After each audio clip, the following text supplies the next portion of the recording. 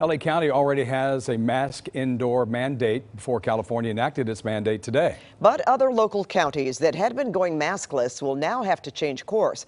Dr. Michael Daignault, an emergency room physician at Providence Joseph Medical Center, joins us live to talk about the new rules. Welcome, doctor. Good evening. Thanks for having me back. Oh, it's our pleasure. Now, what goal does California need to reach before we can go maskless indoors again?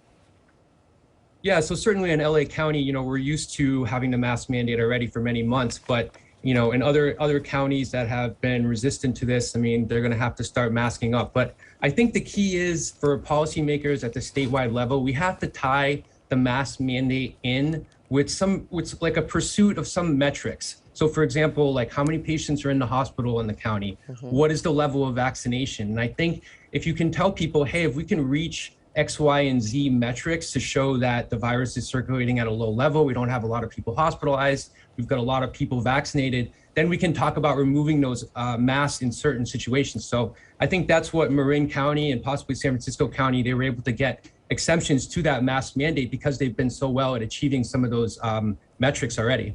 Yeah, having a goal would be great, doctor. So knowing human nature, a lot will not mask up despite that mandate. There's a lot of fatigue out there, So what would you tell them if they decide not to? How would you convince them otherwise? And is there an off-ramp ahead without masks? Yeah, I agree. I think, 2 years into this, we're all feeling the frustration of having to continue to mask. And I'm sure business owners are tired of having to enforce this or reinforce it in counties that are bringing it back.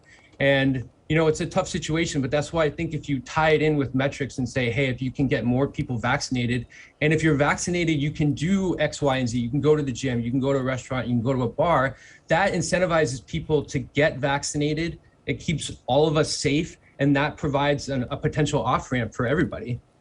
Well, doctor, as the Omicron variant spreads, do you expect any further pandemic protocols to go into effect, including, stay-at-home orders like we have before?